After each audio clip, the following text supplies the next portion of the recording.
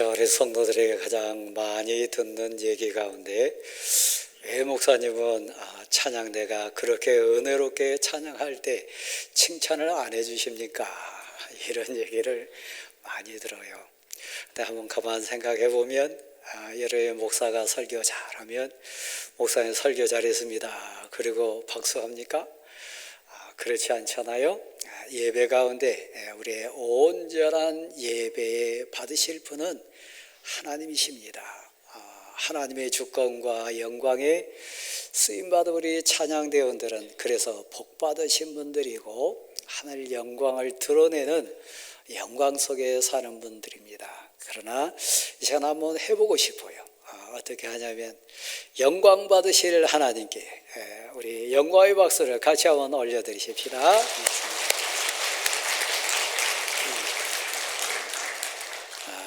찬양대 여러분, 저는 늘 감동하고 또 감사하고 은혜 충만하다고 하는 것을 우리 성도들과 함께 다 느끼고 있음을 여러분 아시기 바랍니다.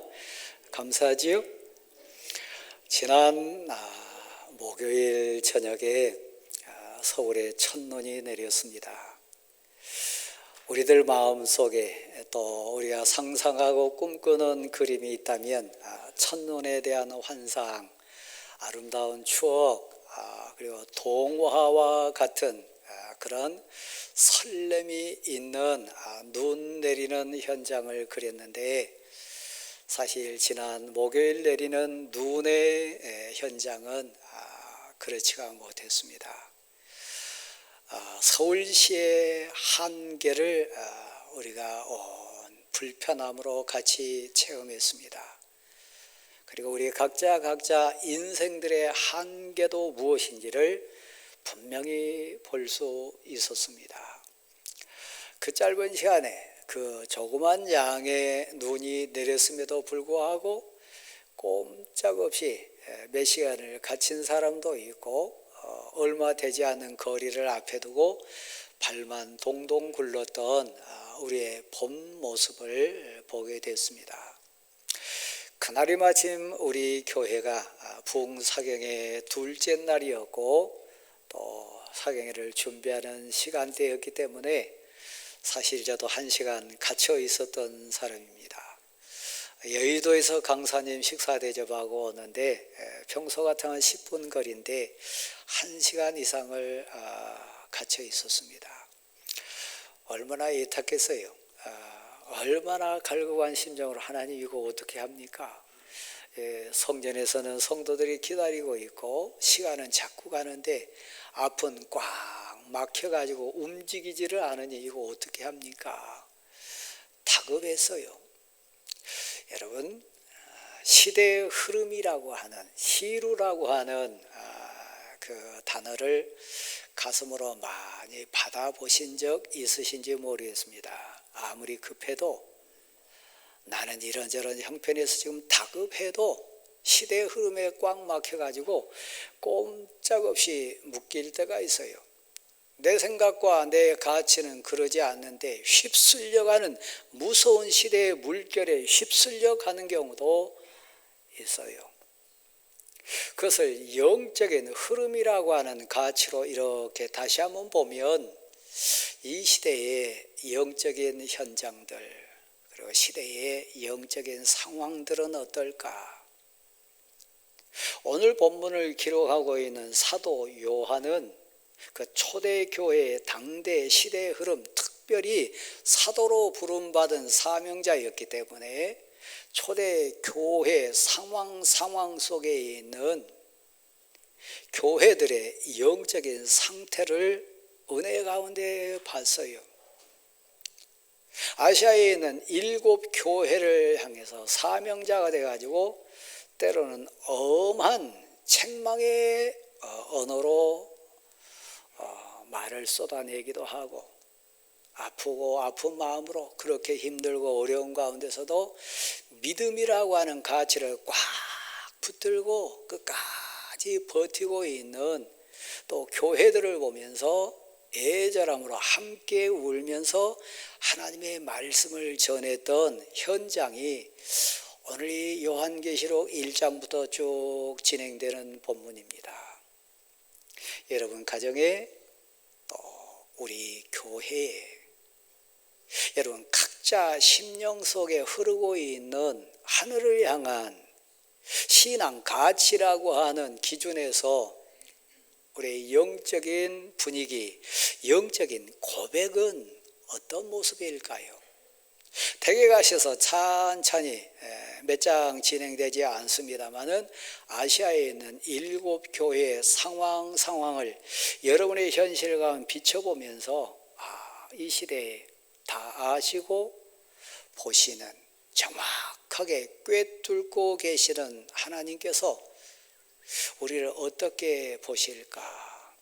그리고 오늘 본문에 등장하는 사도 요한을 들어 쓰셔가지고 7교회 앞에 너희는 회개해라, 잘하였도다, 끝까지 버텨라, 이게 믿음의 본질이다, 이것이 신앙의 능력이다, 하나님이 살아계신다, 그 하나님은 전에 계셨고 지금도 함께 하시고 앞으로 반드시 오실 전능하신 하나님이시라. 그러니까 그 하나님 앞에 너는 신앙 고백자가 돼가지고 꽉 붙들고 이겨라. 여러분 신앙 양심에 비춰진 생명의 빛을 딱 비춰봤을 때 두렵고 떨림의 부끄러움의 모습인지 하나님 아시잖아요. 하나님 보시잖아요. 이때 하나님 위에는 제게 소망이 없습니다. 하나님 이 상황 속에 믿음의 능력과 하나님의 전능하신 손길이 주 예수여 오시옵소서 애절하게 붙드는 여러분의 형편인지 찬찬히 볼 부분입니다. 사랑하는 대왕교회 성도 여러분, 마태복음 10장 말씀에 가보면 우리 주님 예수 그리스도께서 30년의 인생 삶을 나사렛이라고 하는 삶의 현장에서 인생을 사셨습니다. 하나님의 때가 돼가지고 하나님 앞에 이 땅에 오신 삶의 목적, 그리스도로 오신 메시아로 오시고 우리를 구원해 주실 구세주로 오신 그 시점이 돼가지고 이제 공생애를 시작하는 장면이 나옵니다. 우리 주 예수 그리스도는 하나님이세요. 겸손하셔서 육신을 입고 이 땅에 오셨는데 오신 목적이 있어요. 이 땅의 얽매인 인생들, 죽음으로 끌려간 인생들, 영원한 저 지옥과 저주의 인생 될 수밖에 없는 인생들을 구하시기 위해서요. 메시아셨어요. 구세주셨어요. 그분이 우리는 꼭 필요합니다. 그래서 이 대림절 때 우리 소원이요, 주 예수여 진실로 오시옵소서. 속히 오십시오. 제 마음에 오셔서 위로해 주시고 제 삶에 오셔서 힘을 주시고 제 아픈 현실에 오셔서 치료해 주시고 고쳐주십시오. 풀어주십시오. 길을 열어주십시오.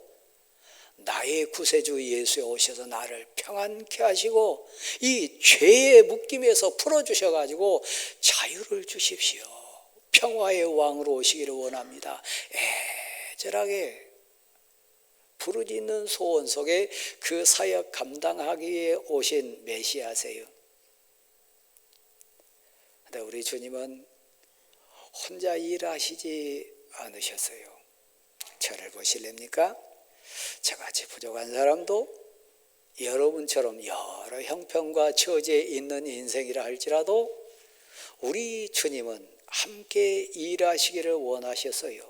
그래서 마태복음 10장에 보면 제자 12를 불러내신 장면이 나옵니다. 그 가운데 오늘 본문에 사명자로 등장하는 사도 요한도 부름을 받습니다. 너는 나를 따르라. 그 부르심에 순종해 가지고 나온 사람이 사도 요한이었습니다. 나를 따르라. 우리 주님 예수 그리스도께 불려 나온 인생, 예수 그리스도께 택함 받아 가지고 따라 나온 인생, 각 동네를 다니면서 수많은 인생들 앞에 나가서 너는 내가 너에게 준 권능, 위로부터 임하는 하늘의 능력을 받아가지고 병든 자를 고쳐라, 귀신 자들에게 귀신을 쫓아내라, 슬프고 괴로운 인생들을 위로해라, 하나님 나라를 알지 못하고 방황하고 이 세상 가치에 헤매고 있는 인생에게 저 하나님 나라, 하나님의 뜻, 위대하시고 존귀하신 하나님을 가르쳐라, 보여줘라, 간증자가 되라. 그래서 12를 세우셨습니다. 사도 요한이 부름받아 가지고 나온 것처럼 설교하고 있는 저도, 회중석에 앉아있는 성도 여러분 한 분 한 분도 너는 나를 따르라, 영적인 부르심에 순종해 가지고 지금 여러분이 이 자리에 있습니다. 부르심을 받은 자, 택하심을 받아 가지고 세움 받은 자, 그 공동체가 교회입니다.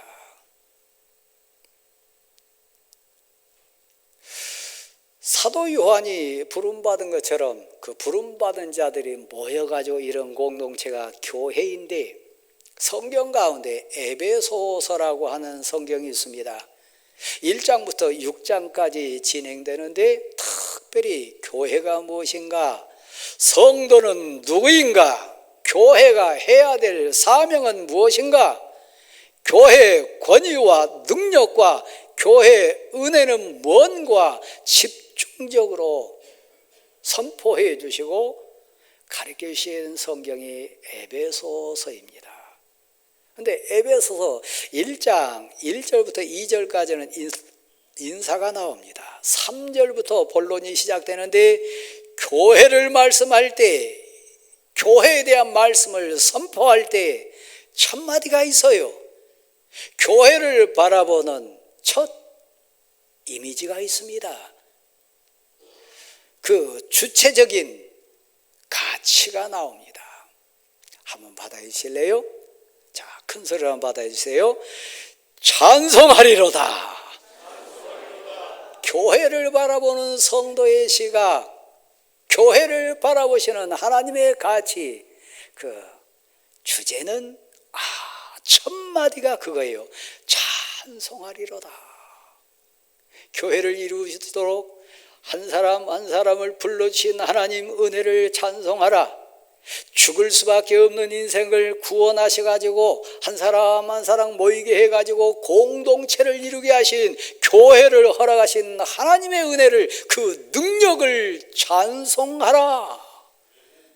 교회를 보는 첫 이미지, 가치는 찬송할 수밖에 없는 거예요. 왜요? 교회는 신령한 공동체니까요. 은혜의 공동체, 성령 공동체, 능력의 공동체, 말씀의 공동체이고요.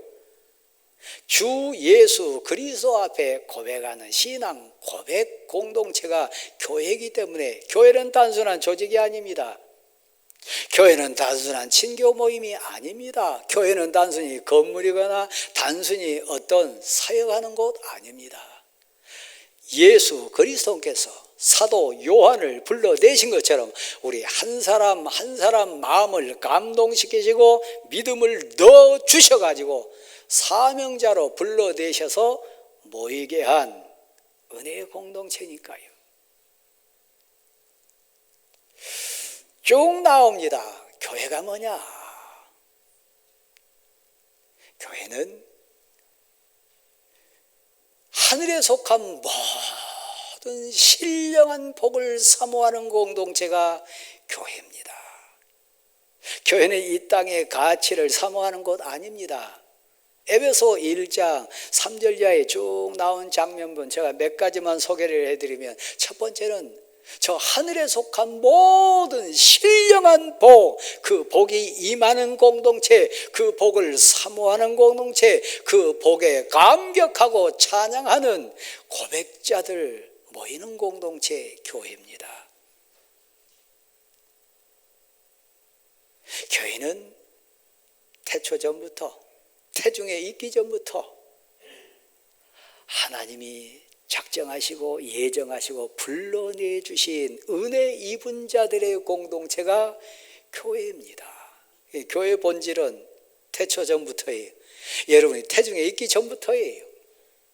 왜요?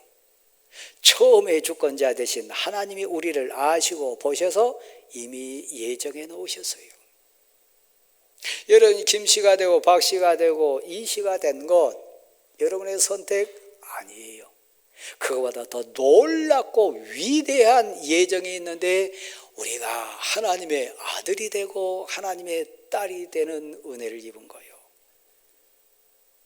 교회 가장 큰 본질이 뭐냐? 죄속함 받음, 죄 사함 받음, 구속이요. 제 문제를 해결해서 그 감격에 찬양하는 사람들이 모인 곳, 제 문제를 해결해 가지고 자유함 속에 감격하는 사람들이 모인 공동체, 제 문제를 해결하는 하나님의 사람들, 예수 그리스도를 믿으면 주홍빛보다도 진홍빛보다도 진하고 붉은 죄가 있다 할지라도 예수 그리스도의 보혈 그 은혜로 말미암아 흰 눈보다도 양털보다도 깨끗하게 내 죄가 씻어지고 해결돼 가지고 자유를 누리고 평안을 누리고 그 감격으로 기뻐서 찬양하는 사람들이 모인 공동체, 교회의 본질 목적은 죄 사함입니다. 돈 버는 거 아닙니다. 환경 갖추는 거 아닙니다. 배경 구색 맞추는 거 아닙니다. 다시 제가 말씀드리면 교회는 찬송할 수밖에 없어요. 하늘에 속한 모든 신령한 복이 하나님의 은혜 가운데 내게, 우리에게, 우리 공동체에 임하는 복을 받은 우리들이니까요. 자, 한번 받아십시다. 나는 하나님의 아들입니다. 무슨 은혜로요? 언제나 하나님의 사랑 때문이에요. 그 믿음의 은총 때문에. 다시 한번 받아십시다. 나는 하나님의 딸입니다. 이건 내 능력으로 된 게 아니에요. 그래서 신비해요. 그래서 은혜예요. 그래서 권능이에요. 대단한 겁니다. 이 사람들이 모인 공동체가 교회입니다. 한 사람 한 사람이 하나님 나라요. 한 사람 한 사람이 하나님의 아들이고 하나님의 딸이요. 기도의 공동체입니다. 말씀의 공동체입니다. 찬양의 능력을 체험하고 선포하는 공동체입니다. 엄청난 거죠. 그래서 찬송하리로다 고백할 수밖에 없어요. 한 공동체에도 이 진리의 빛이 비춰지면 감격합니다. 그런데 한 인생, 한 심령의 이 진리의 빛이 쫙 비춰지면요 변화돼요. 새 사람 돼요. 그래서 여러분이 지금 이 자리에 앉아 있습니다. 제가 몇 가지 예를 들어본다면 오늘 본문을 기록하고 있는 천사의 방문을 받아가지고 특별한 은총을 입었던 이 사도 요한은 마태복음 10장에 가보면 그는 갈릴리 호숫가의 어부였습니다. 먹고 마시고 입는 세상 사람들과 똑같은 일용할 양식 수준의 인생을 걸었던 평범한 사람이었습니다. 먹고 마시는 게 다예요. 세상 가치 채우는 게 그의 행복 기준이었어요. 잘 사는 것, 돈 많이 버는 것, 그냥 환경 좋은 것, 그의 인생의 목적이었고 전부 다였어요. 절 보실랍니까? 지금 여러분 가운데도 그런 분 계신가요? 이 세상 먹고 마시고 환경, 돈 버는 거, 뭐 지평수, 좋은 차 타는 거 이게 기준이라면 여러분은 나를 따르라. 주 예수를 믿으라. 그리하면 너와 너의 집이 구원을 얻으리라. 하늘에 속한 순결한 신령한 복을 사모하는 자들이 아니라 이 땅의 가치에 묶인 자들이, 그건 진정한 의미의 그리스도인이 아닙니다. 이 사도 요한도 그랬어요. 어느 날 그 호숫가를 거닐고 있을 때 우리 주님께서 부르십니다. 너는 나를 따르라. 부름 받았어요. 세상같이 내려놓고 주님을 따라 나섭니다. 3년 동안 공생애를 같이 했습니다. 지금 여러분처럼요. 좀 부족해요. 좀 모자라요. 내가 봐도 온전한 신앙인은 아니에요. 이 사도 요한도 그랬어요.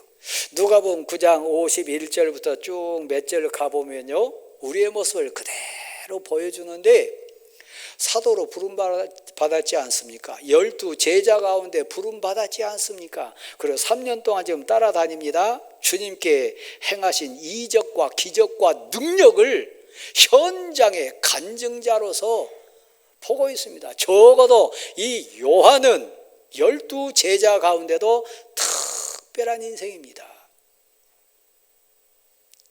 다른 제자들 참여하지 않을 때 특별히 세 사람 가운데 뽑혀가지고 그 특별한 현장의 간증자로 있었던 사람이 이 요한입니다. 대표적인 게 여러분, 마태복음 17장에 나오는 변화산 위의 사건 속에 베드로, 야고보, 이 요한 세 사람이 그 현장에 있었습니다.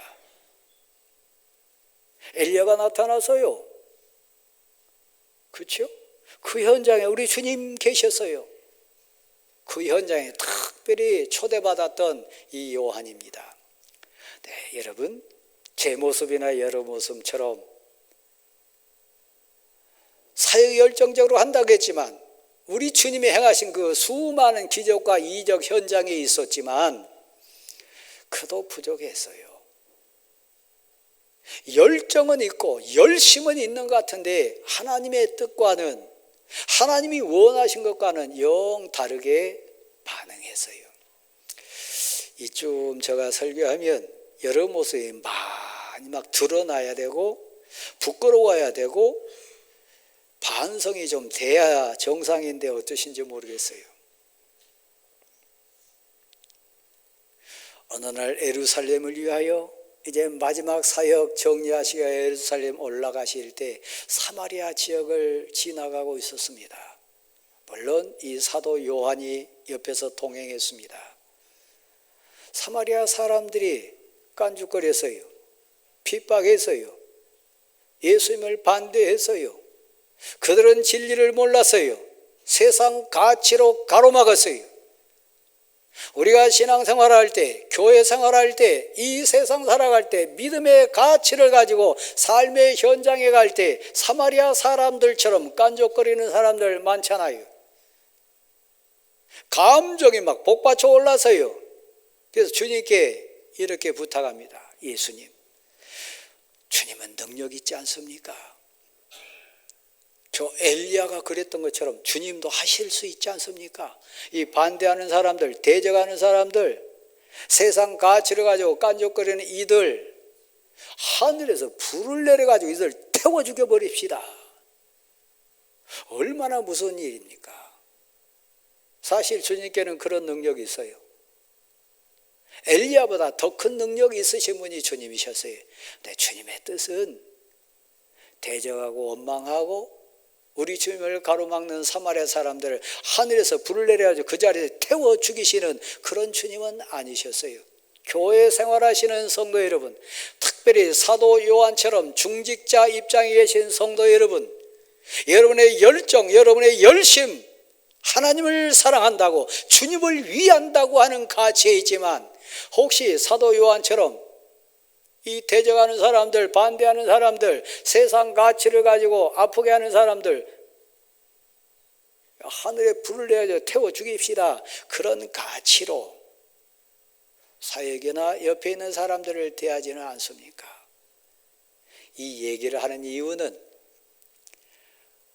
오늘 본문을 쭉 가면서 한 4주 동안 우리 같이 한번 보자고 하는 가치는 한 인생의 처음과 마지막이 어떻게 바뀌느냐를 보는 거예요. 사도 요한 처음에는 일용할 양식 세상 가치에 목을 맸던 인생입니다. 진리의 빛이 그를 비추고 우리 주님이 찾아오셔서 너는 나를 좇으라 나를 따르라 명했을 때 순종하고 나오는 은혜를 입었습니다. 그래서 사도가 됐고요. 그래서 은혜 입은 자가 됐고요. 하늘이 열리는 복을 받은 자가 됐습니다. 그러나 아직 성숙치 못한 그 사역 현장 속에 주님의 뜻과는 정관계가 없는 불을 내려가지고 태워 죽이자고 했던 사람이 사도 요한이었습니다. 전에도 계셨고 이에도 함께 하시고 장차 오실 예수 그리스도 우리 주님은 사도 요한을 버리지 않았어요. 그를 내치지 않았어요. 그럼에도 불구하고 내 뜻은 그게 아니다. 이 사도 요한이 어떻게 바뀌었는지 아십니까? 요한복음, 요한 1서, 2서, 3서, 요한계시록 이 5권의 성경을 기록한 인생이 이 사도 요한입니다. 요한 1, 2, 3서를 읽어보세요. 요한복음을 읽어보세요. 요한계시록을 쭉 따라가 보세요. 이 사도 요한은요, 하늘에서 불을 내려가지고 태워 죽이자 했던 인생이 능력받고 은혜받고 우리 주님 주권 아래 순종하다 보니까 입만 열면 우리가 사랑하자. 하나님은 사랑이시라. 사랑을 가장 많이 가슴으로부터 쏟아내고 실천했던 사람이 누굽니까? 사도 요한입니다. 처음에 주권자가 우리 주님이십니다. 마지막 우리를 심판하실 분도 주님이십니다.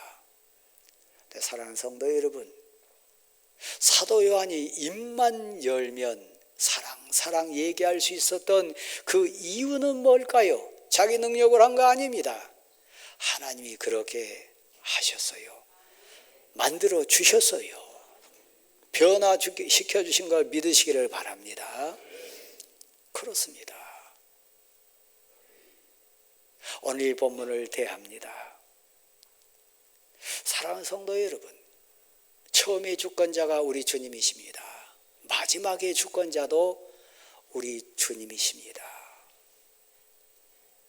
천사를 보내가지고 이 사도 요한을 하나님이 사명으로 다시 부르십니다.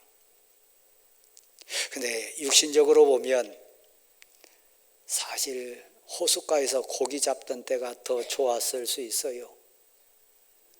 사도 요한의 말년의 삶 여러분이 아실 거예요. 저 외딴 섬 반모섬에 갇혀 있습니다.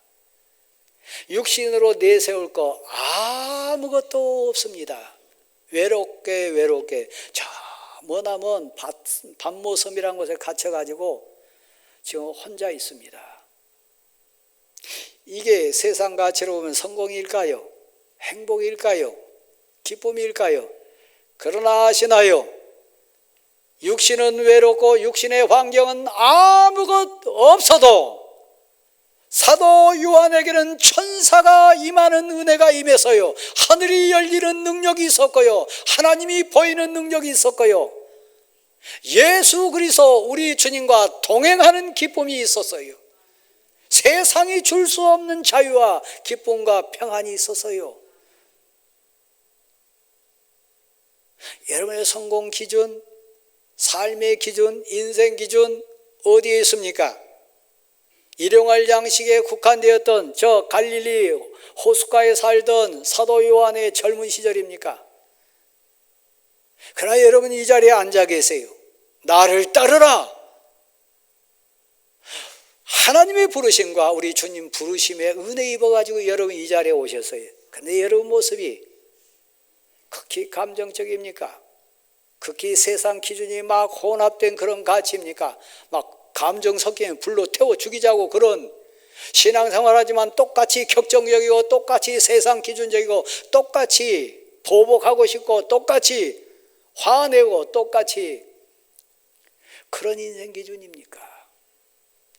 반모섬에 혼자 있다 할지라도 세상 가치에 다 사라졌다 할지라도 세상에서 가장 행복한 사람이 누구냐 묻는다면 하늘이 열린 사도 요한 아니겠습니까?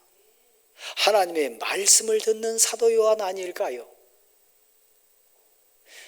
이전에도 계셨고 지금도 나와 함께 하시고 우리 주님은 반드시 오신다. 구름 타고 오실 것이다. 그 소망이 믿어지고 고백이 돼가지고 외딴 섬 반모섬에 있지만 묶여 있지만 하늘을 열어젖힌 사람, 이 말씀을 듣거나 읽거나 이 말씀을 행하는 사람은 복이 있다. 대림절 어떤 주님을 원하십니까? 여러분의 원수나 여러분을 힘들게 하는 자를 하나님 아시잖아요. 불 내려가지고 좀 태워주세요. 그런 수준입니까? 나를 따르라. 이 고백 받았음에도 불구하고 하늘에 속한 모든 신령한 복이 내 복이고 은혜고 내 행복입니다. 나의 기쁨이고 감사합니다. 왜냐하면 반드시 때가 속히 오리라. 개인 종말이 있습니다. 속히 그 때가 오리라.